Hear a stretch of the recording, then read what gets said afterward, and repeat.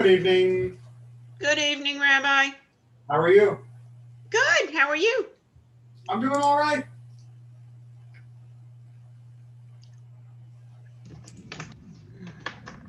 I'm busy. That is important. Sorry, just getting the YouTube stuff set up. A little bit here, a little bit there. All the moving pieces. Oh.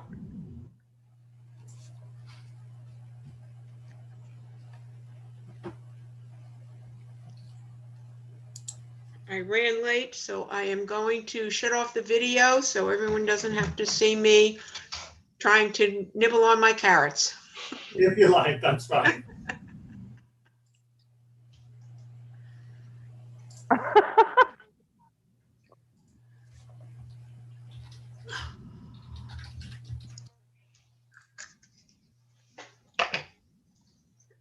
Okay, I got a date, but I don't know where it is. Well, just send me whatever information you receive, Mom, and I'll help you figure it out. Well,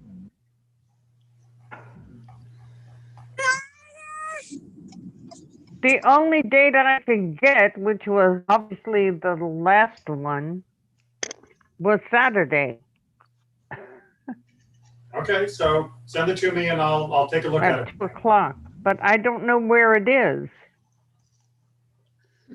So I can't send it to you. It's probably easiest to discuss this when I'm not doing the class. I have a meeting right after this, but after the meeting, I'll give you. Okay.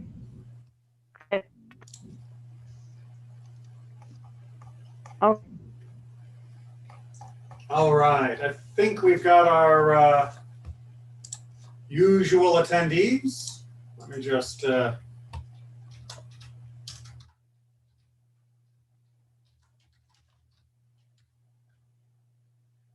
ahead and get things moving. Good evening or afternoon, depending upon where you are. There might still be light outside. There may not be light outside.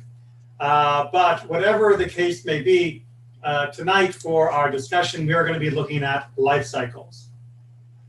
I want to just introduce in general the notion of what a life cycle is. We live in a society now where day after day, month after month, year after year, life can seem very similar. And I'm not just talking about the COVID lockdowns and pandemic restrictions. I mean, even before that, most people will work a similar job from Monday through Friday for the hours of the day. They'll have a similar meal. They'll have similar activities. They'll do similar recreational activities. And the weather may change, but their house is always the same. The seasons may change, but the food they eat is almost always the same. There is a sameness to life that most of us experience because we have insulated ourselves in many ways from the chaos of the natural world. Now, by and large, that's not a bad thing. Not having to worry about the massive catastrophes that can come from an unchecked natural world, that's a net bonus. People are not dying in droves. People are not suffering unnecessarily from all the things that the world has to offer. Instead, we have built a buffer around ourselves. However, it does tend to make us treat every day as though it were the same and thus unremarkable. Each day, of course, is a gift and a blessing, but it's easy to lose that when we're not tied into a cycle of life. For our ancestors, they were tied into the cycle of the seasons because most of them were farmers. For them as well, they were tied into the cycles of birth through death and all the ways that we mark the different transition points in a life that were so significant. We still have those.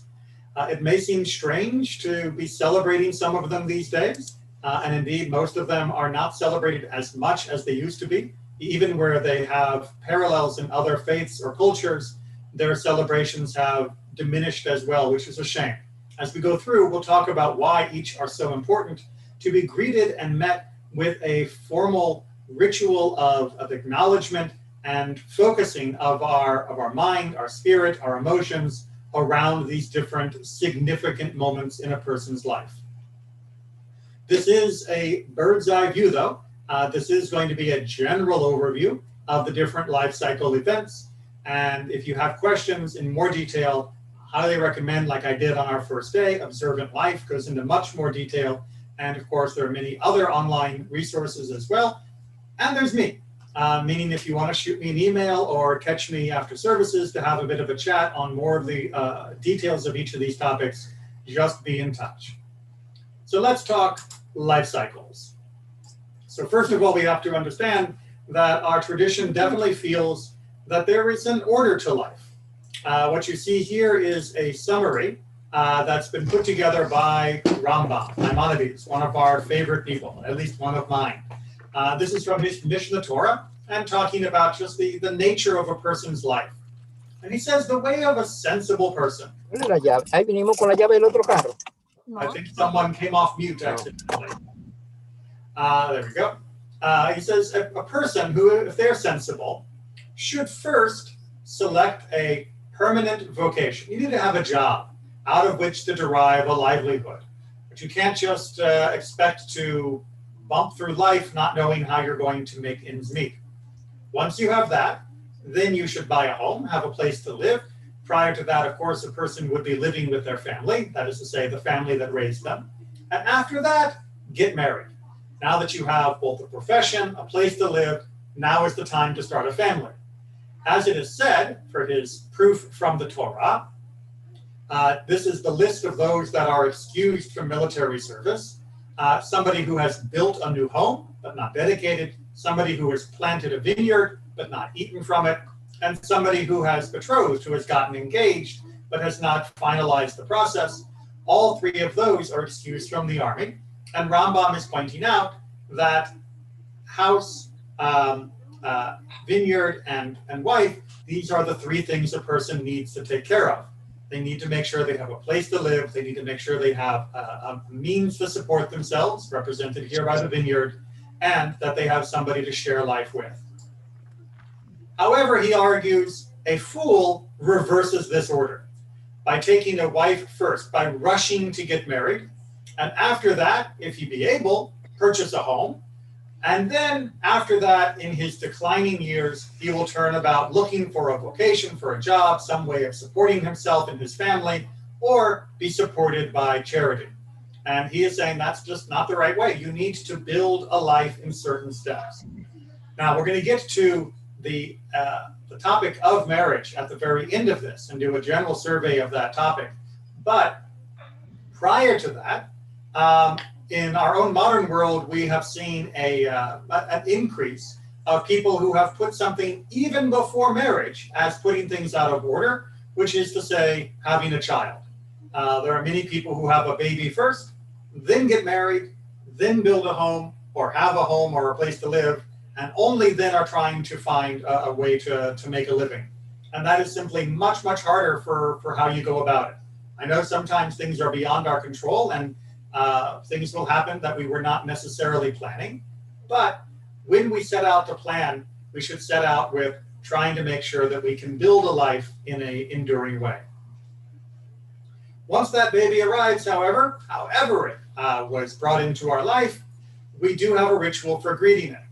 Becoming a new parent is perhaps one of the most terrifying ways to enter a new phase in life, when you realize that you are inadequately prepared.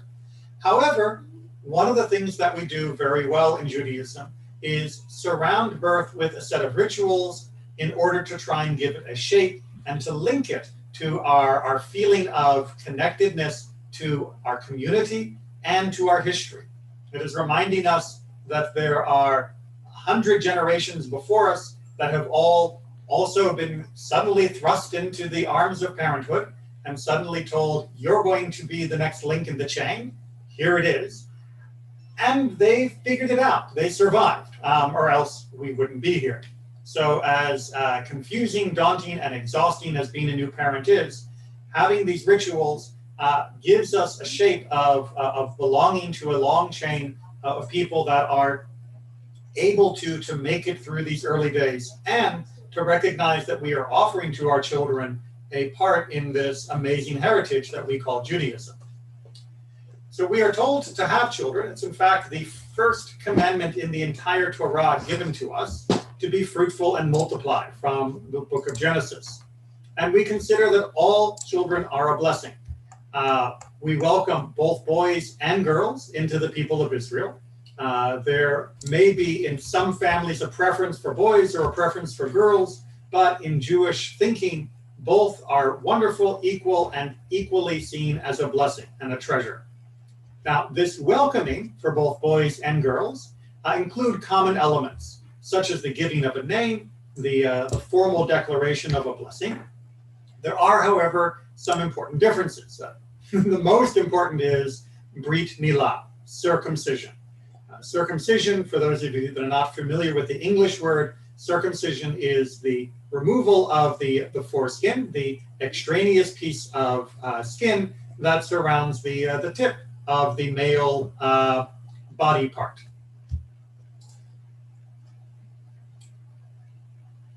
And boom. One of the other things that, like I said, also has to happen is there needs to be a giving of a name. We know from the story of Leah how important names are. Leah conceived and bore a son and named him Reuben. We'd also seen, of course, the naming of Isaac and the naming of Jacob. And now we get a whole list in Genesis 29 of different people being born and the names being given to them. Names have a very special place in Judaism. It is not just, I think it's a cool name. It's not just, it's a fun name. We think that they reflect something more. They can reflect our gratitude. Again, see the stories of Leah and Rachel as they each have children.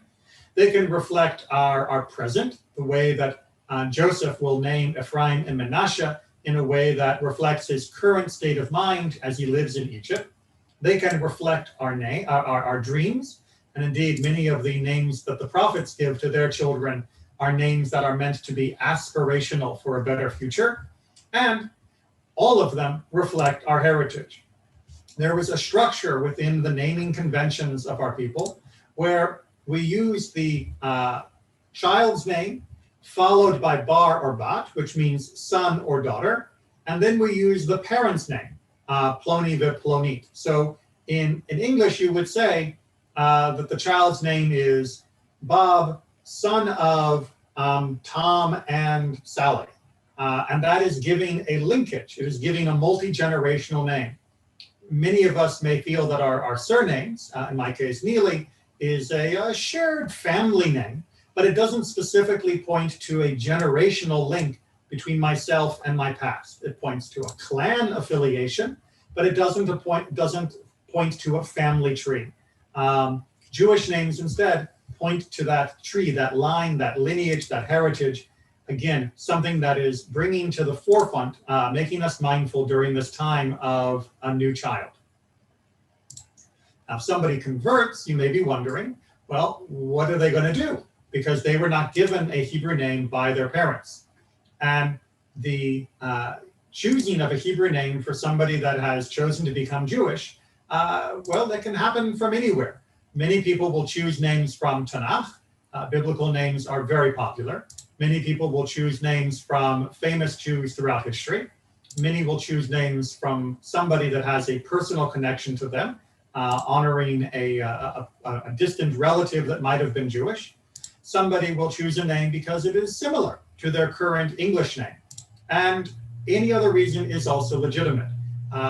So there are really many different ways to decide a name.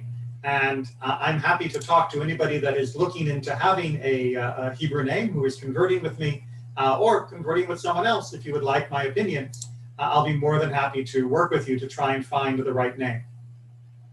Now, that's the personal name, but what about the parent's name? Because obviously when somebody's converting, that means their parents were not Jewish. If they are converting and their parents aren't Jewish, we give them parents. That is to say, they get adoptive parents' names, and the names are Abraham and Sarah, Avraham and Sarah. And that is the big A, the big S, the first two, Abraham and Sarah, from all at the beginning. And this way we know that no matter where you come from, your family tree will be just as amazing and powerful as the family tree of any native-born son or daughter of Israel. You've got the best parents imaginable, Abraham and Sarah.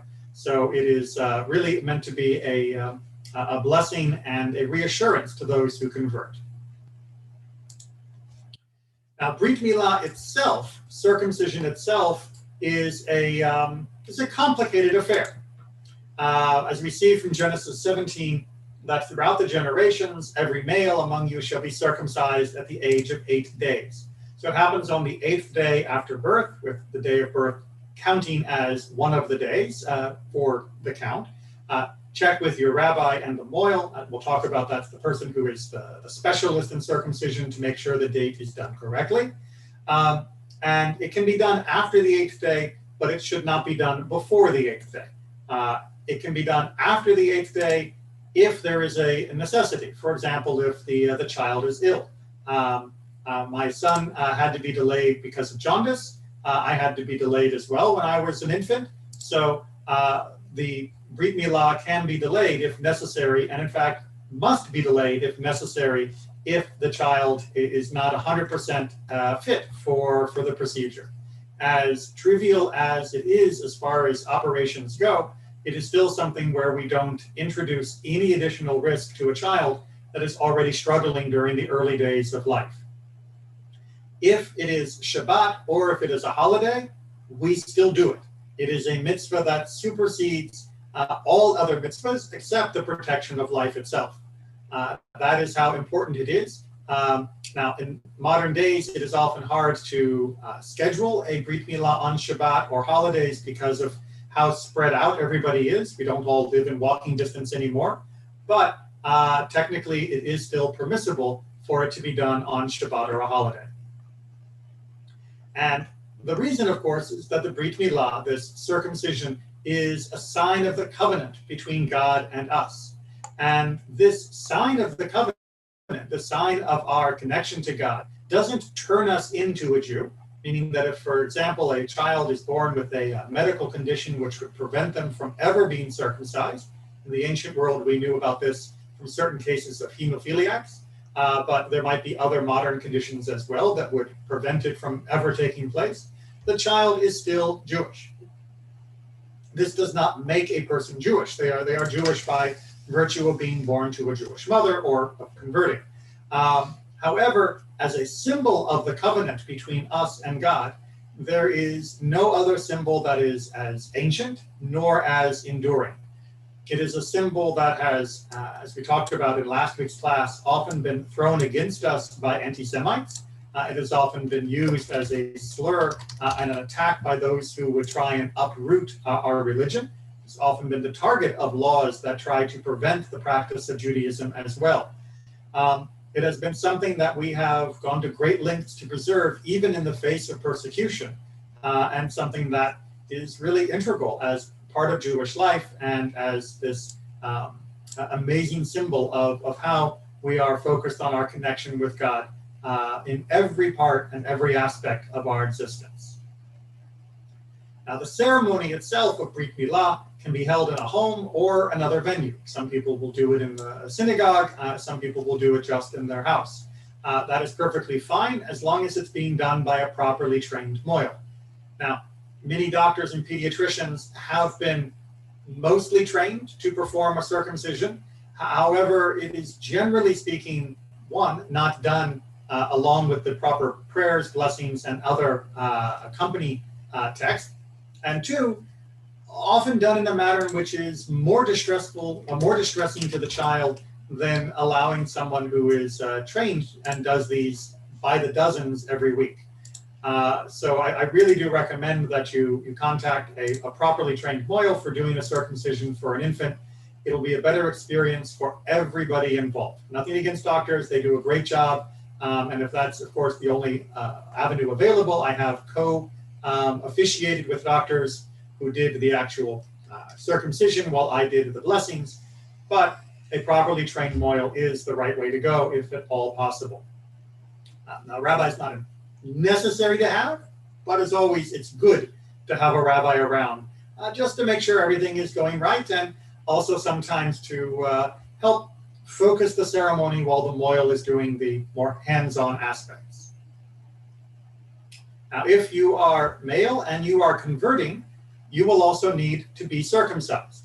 Now, if you're uncircumcised, meaning you were never circumcised as a child, then you will go through the procedure, and there will be blessings said at the process. And talk to me about how to arrange that. If you are circumcised because your parents circumcised you when you were a child, but you were not raised Jewishly and were not circumcised for Jewish reasons, then obviously we can't circumcise you twice, but we can perform a ritual which turns the medical circumcision into the symbol of the brit, of the covenant. And that is a small pinprick that is taken from the site of circumcision. And this procedure is called hatafat dam brit. And again, if you contact me, I will help you be in touch with a mohel to take care of that as well. I have been told by people who have experienced it, as well as those who perform it, that this is basically an inconsequential action. For those of you that are already circumcised, this should not really deter you as being a problem.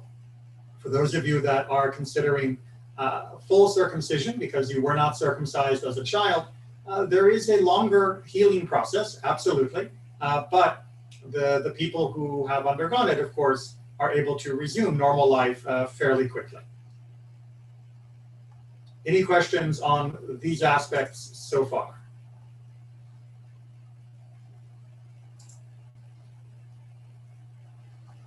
It's all very cut and dry. Sorry. Trying to throw a little levity into a serious topic. If there is a girl, then we have a ceremony known as a simchat bat. Like I said, brit milah literally means circumcision of the covenant. Obviously, we can't use that name for a girl because female circumcision is absolutely forbidden by Jewish law in every way, shape, and form. So we do a different ceremony, which is very similar to the boys' ceremony, just without the procedure. There is no explicit mitzvah like circumcision to go along with it, and there is no time frame like 8 days to go along with it. However, different communities have established over the centuries their own customs for how to welcome a girl with a ceremony. Like I said at the very beginning, we do want to mark the moment. We want to mark the time. And so even though there isn't a formal mitzvah to be performed, we still want to have a regular expectation of actions that gives structure to what can otherwise be a chaotic period in a person's life. Many times this will be done in the service. People will be invited up to the Torah and have an aliyah. Sometimes this will be done more like a brit milah, meaning a ceremony in the home or in the synagogue, not during a service, but in a special service with family gathered just for that occasion. And in any event, whether it's an aliyah or whether it's a standalone activity, there will be the giving of a name, there will be the using of blessings, and of course, a lot of happiness. And I should mention as well, with both Brit Milah and Simchat Bat, food. In Judaism, we believe that a seudah, a feast, should accompany both of these activities, where we can join together, celebrate together, share together in a way that is binding us into the community, which, again, I'm repeating myself, is a very important reminder to new parents. Pidyon haben is a unusual ceremony, unusual in terms of frequency. It is literally the redemption of the son. It is technically the redemption of the firstborn son 30 days after the birth. Now, this redemption, this acquisition of the child is in keeping with the idea that the firstborn of all creatures, from sheep to donkeys to everything else, belong to God, that they are sort of God's portion of our bounty, and they are a symbol of our gratitude to God. Now, We're not going to kill our children. Abraham made that very clear in the non-sacrifice of Isaac, but we do want to mark that technically that firstborn belongs to God. Additionally, the firstborn has a special standing because of their status as surviving the final plague during the time of the Exodus, unlike those in Egypt who were killed. Therefore, they have a special need for giving thanks and for recognizing that blessing, that miracle that they were spared. So, for these reasons, we redeem the firstborn of our sons. Now, there are many details. First of all, it has to be literally the firstborn, not the firstborn boy, but the firstborn at all. The birth has to be a non-Caesarean birth. It has to be through the more traditional avenue, if you will. And there are other details involved that are that are necessary to be met before this will be performed as a ceremony. So if you have somebody that is pregnant with a boy and it is the first birth that mother has ever had, talk to me beforehand and we'll see whether or not it meets all of the necessary requirements for needing a pidyon haben. Coming of age, because kids grow up way too fast. As we know from Pirkei Avot, the great collection of teachings, at 13, the age of mitzvot. What that means is that before a child turns 13, they are not legally responsible for his or her actions. The same way that in the modern American society, if a 9-year-old breaks the neighbor's window, the 9-year-old doesn't get the bill, the parents get the bill. Well, in Judaism, we believe that transition from the parents getting the bill to the child getting the bill happens at 13. That is when a child becomes a legal adult in the eyes of Jewish law. Now, if they break the law, that means that they are going to be held accountable by the earthly courts. Now, at puberty, by holding them accountable for the earthly courts, we are attempting to show them the necessity of living a mature way that is in keeping with our community standards. We are recognizing that they are going through a transition. As we all know, this is the time of puberty when the human body changes, and that those changes are not an excuse to behave however they want. They are not an excuse to rebel, but they are a reason to recognize greater responsibility and to take hold of that responsibility. Now, God knows that a child is not done developing at 13. And therefore, the heavenly court, according to our tradition, doesn't hold them accountable for their behavior until 20. Since we have to live with them, we get to hold them accountable earlier than that, because otherwise society would descend into chaos. But we do recognize that, truthfully, children are still developing at least until they are 20. And therefore, their sins are not actually attaching to them until that later date. Now, different children are developing through puberty at different rates. In the ancient world, each child would be examined individually, but for a very long time, centuries and centuries and centuries, we have decided to follow an average policy. And so we established that when the child turns 13 for boys and 12 for girls, since they mature physically, usually a bit more quickly, that they have technically become legal adults in the eyes of the community. Now, that would just be sort of a legal thing, the same way in America that when someone turns 18, they are a legal adult. But in Judaism, we have a life cycle event for this. We mark this coming of age. We celebrate it when they are transitioning from being just a child to being a young adult. And we celebrate it by giving them responsibilities where they can then show that they have the knowledge and the capability of fulfilling those responsibilities and tasks, but also the enthusiasm to lead and participate in the community's most sacred activities. This is their way of saying that they are taking hold of what we have been trying to give them, and that they are going to be able to do some amount of the adult's work within the community. Now, in our congregation, even though technically the ages are slightly different between boys and girls, we set this ceremony where we celebrate this at 13. That way, girls don't stop coming a year earlier, thinking they've finished their Jewish education, and thus cheat themselves out of one of the most fruitful years of their teaching. Parties tend to be on everybody's mind. During COVID, of course, many people are canceling their party part, but you'll notice they're not canceling the service part, and that actually is very gratifying.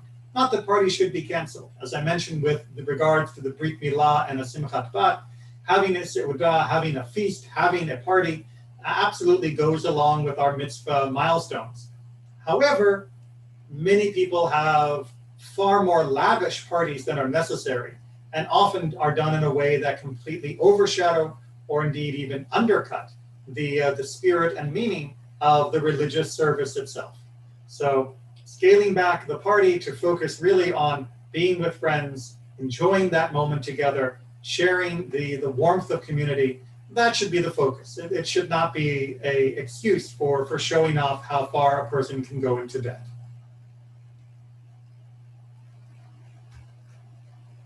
Questions so far? Now that they've learned, and obviously, as you can see, Judaism celebrates knowledge very, very highly, we turn to what is typically the next major life cycle event in a person's life, and that's getting married. It says in Genesis, it is not good for the human to be alone. And then again, a man leaves his father and mother and clings to his wife so that they become one flesh. Judaism loves marriage. We really, really like it. We do not consider this to be a second best option. We do not value celibacy beyond being limited in our partners before marriage, of course. But we do not think that living a life of solitude and celibacy is somehow the ideal, and that those of us who can't live up to it get married. We think that marriage with a loving partner is a beautiful goal for everyone that is able to achieve it. Judaism certainly understands that not everyone is able to find the right partner, not everyone is able to be the right partner, and that is absolutely fine and understandable. There is no punishment for somebody that is unable to get married. That we know that life is complicated and each individual has their own path to walk.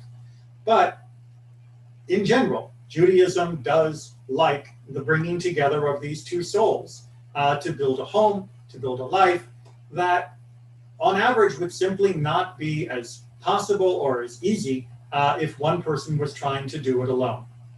And the relationship that is created at that point is meant to be one of love and one of respect. Now, the ceremony is actually quite simple. There are two different parts to the ceremony, and if we do them as quickly as possible, the ceremony could be done in about 5 minutes.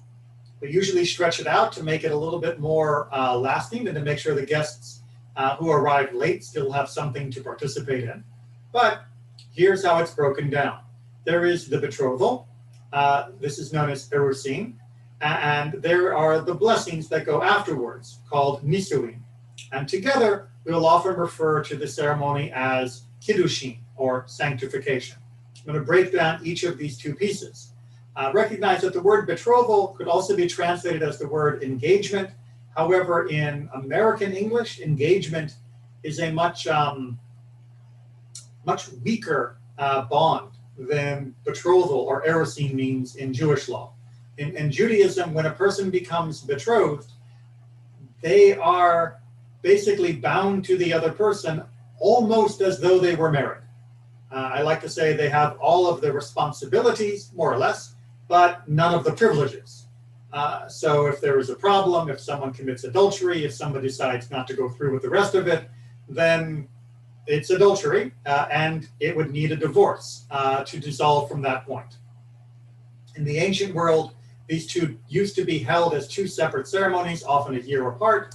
But in the modern world, we do them in the same wedding celebration. So it happens back to back, very convenient, and prevents any interruptions of the finalization of the relationship. So erising, after you welcome the bride and groom into the chuppah, which is the wedding canopy, we'll talk about that later, a blessing is recited over a cup of wine. Wine is always used as a symbol of joy for our joyous occasions. Blessed are you, Lord our God, Master of the universe, who has sanctified us with his commandments and commanded us regarding forbidden unions, and who forbade betrothed women to us and permitted to us those married to us by chuppah and kiddushin. Praised are you, Lord, who sanctifies his people Israel with chuppah and kiddushin. So that blessing is saying that we are grateful that God has given us boundaries to our relationships, that we do not just simply wander the earth having intimacy with whoever we feel like it, but instead we come together in a way which builds a sense of holy connection between partners. And yes, there are certain people we do not get married to. I'm not going to get married to somebody already married. I'm not going to get married to my sister, if I had a sister. That there are guidelines for how we do this in order that we will create the best possible community. The groom then offers a ring to his bride and recites the following.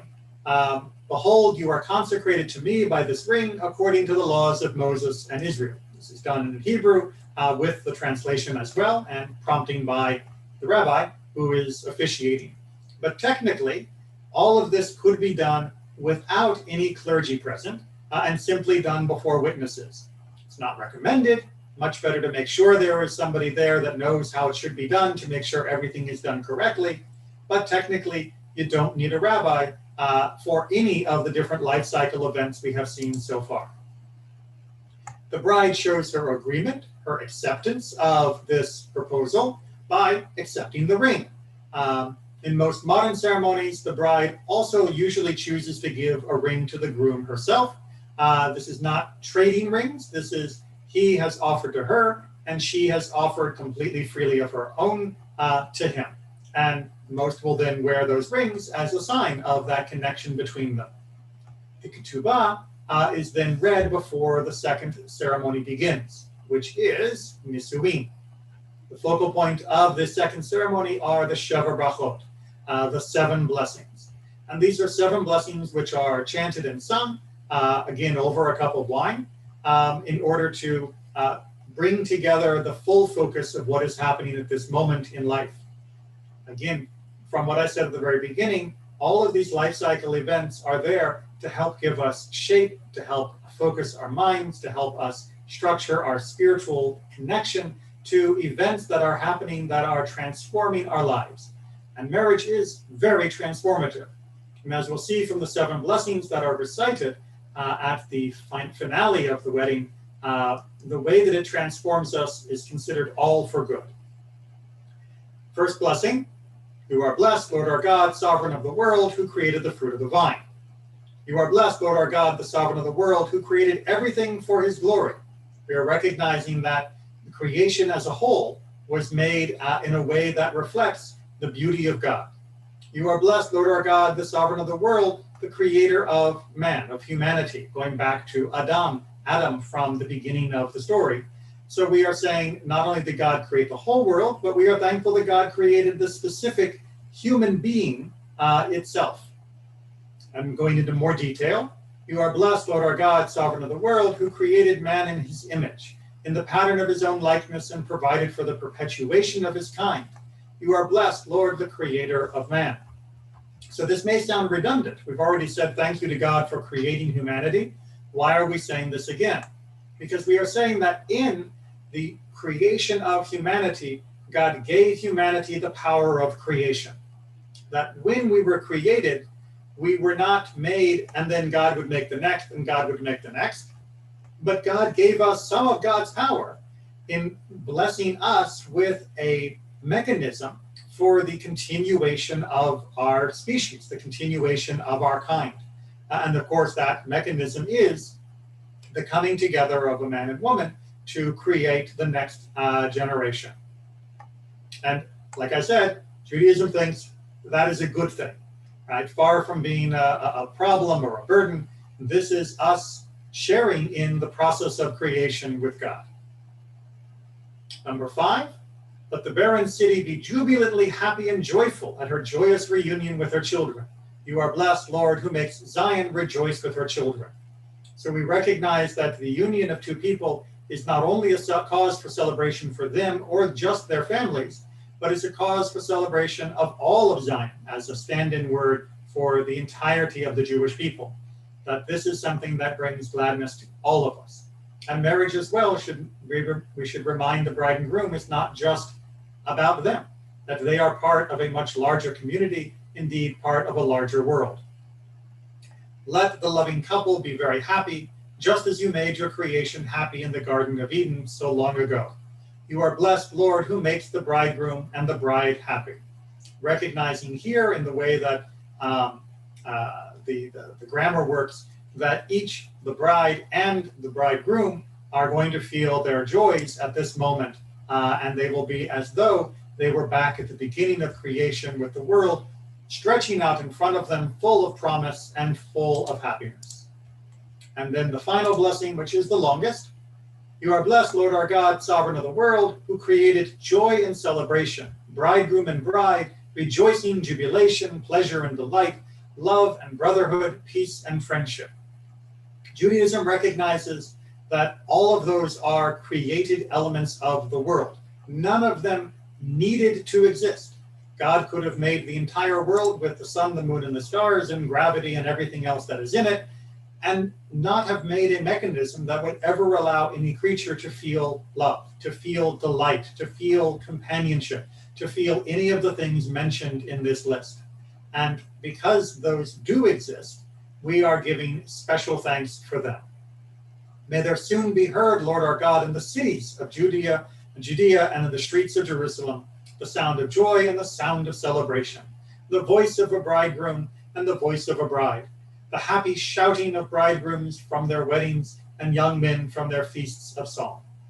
This is a rephrasing of the vision of the prophet Jeremiah, who uses it as a template for what redemption for us and the world will look like. Because if you want to think about how happy we should feel when the world is finally redeemed and human suffering is brought to an end, all you have to do is remember, how do people feel on that moment when they get married? What is that measure of joy? Take that, multiply it across the world. That's what we have to look forward to. So to heighten our joy at this moment is to heighten our awareness of the potential for redemption and the joy that will be brought to the world. You are blessed, Lord, who makes the bridegroom and the bride rejoice together. Slight variation in the grammar from the end of verse 6, or the end of blessing number 6, where now, rather than each of them having their separate joys of that day, they are having a special joy that comes from being together. A joy that couldn't be realized until they recognized that it had to be a cooperative effort. I mentioned the ketubah being read earlier. The ketubah is a very special document, a contract that is signed before the wedding ceremony takes place. And at least within the conservative and Orthodox worlds, a ketubah is required. I will not perform a wedding without a ketubah. Now, why and what is it? Well, in the Torah itself, a woman does not inherit from her husband. Most of the property was held, most of the property that was held was land. And the land, of course, originally was divided according to the different tribes. And there was very real worry that the original allotments of each tribe would eventually be shared out into other communities, and whole tribes might disappear or be made too poor. So land went from father to son, father to son, father to son, along with your tribal affiliation. As such, women didn't inherit from their husbands to prevent it exiting the family line. Now that's technically not a problem. And I should also point out that when a woman gets divorced, technically the Torah also says that there is no divorce settlement. She simply leaves. Now, in the ancient world, the average thing for her to do would be to return to her father's household or to return to her brother's household, in order to be able to be a part of the family again until she remarries or simply stay with them. However, our rabbis noticed thousands of years ago, things don't always work the normal way. Sometimes a husband may die and the children are not going to support the widow. Sometimes the husband may die and there are no children, and the brothers-in-law or the rest of his family may not support the widow. Sometimes a husband may divorce his wife and they may be far from her home and she has no way to return to be supported by her family again. Sometimes she may be divorced and her family cannot support her, or her brothers will not support her. Basically, there can be problems in the world and there can be mean people in the world. And our sages wanted to try and protect women. And so what they established was the ketubah, which is a contract that is given before the marriage itself. And it makes the woman, or gives the woman, a claim on her husband's estate, on his property. So that if he dies, she has an inheritance from him. It's not technically an inheritance, it's a debt being taken from the estate. And if she is divorced, she has a claim on his estate as well, and it is supposed to be of sufficient amount that she will be able to live, not, very wealthily, but she'll be able to live comfortably on this. Now, in the modern world, we don't usually enforce the ketubah in the monetary sense, because the ketubah will usually be superseded by the civil law.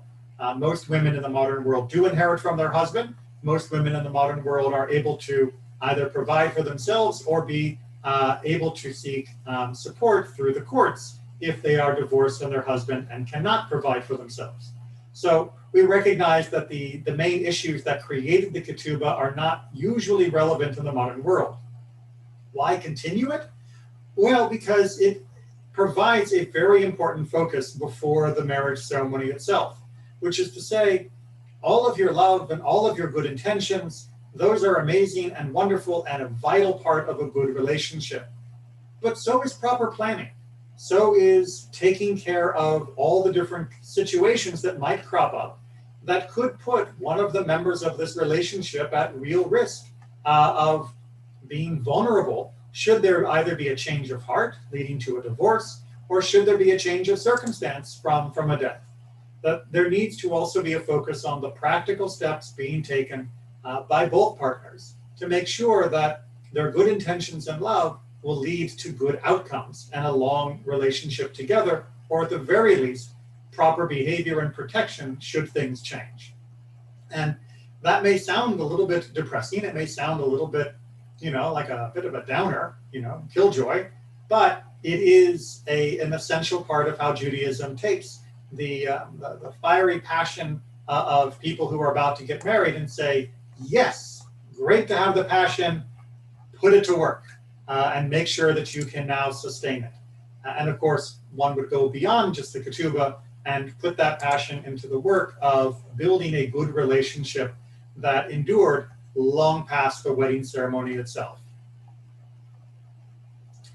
The wedding ceremony itself takes place under a chuppah.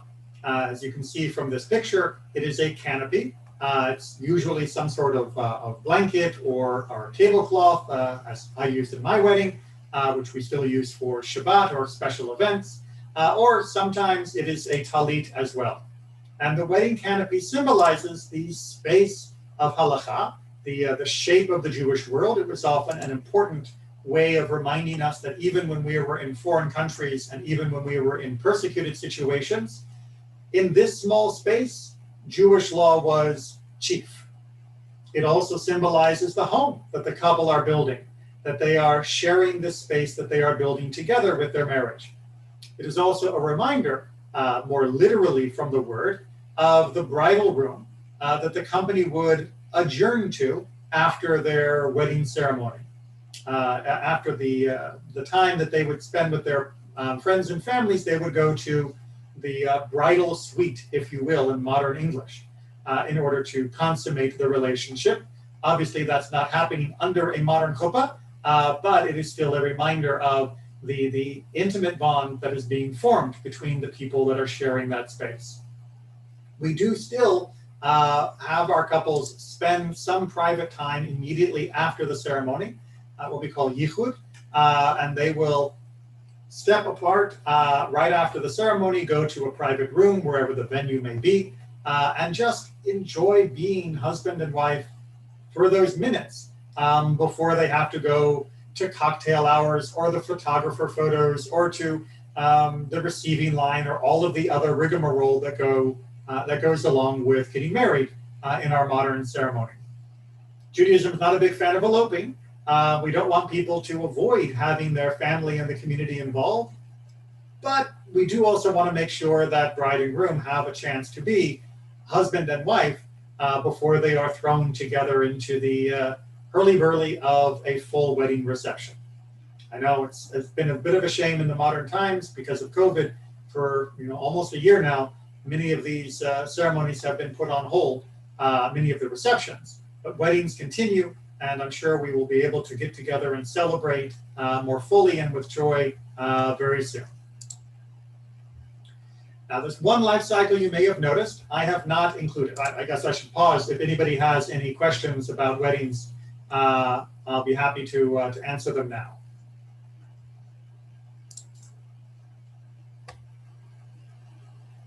All right, so there's one other life cycle that I have not mentioned, and that is death. And that is because death has far too many details to be covered in the same lesson as all of these other life cycles. So we will talk about death and mourning another time, but just for the moment, understand that Judaism believes, just as it does with all of the other aspects of life, that death too is part of life, and death too needs a structure, a shape, and a set of ceremonies in order to guide our reactions, our reflections, and our transition through that grief. Just as we need guidance in our celebrations and joy, so too we need guidance in our mourning and in our sadness. And that's really one of the great blessings that Judaism continues to give people that live in a ever more homogeneous, samey, boring world, is giving us guidance for these moments that come around sometimes only once, and to help us navigate them in a way that leaves us a better, stronger, enriched person on the other side, and more thoroughly connected to the tools and the spiritual outlook that will help us move through to that new stage in our life. All right. I'll let you go a few minutes early to make up for holding you a few minutes late last time. Take care, everyone. Be well. And I'll see you again for this class next Thursday. Thank you, Rabbi. Thank you, Rabbi. Thank you.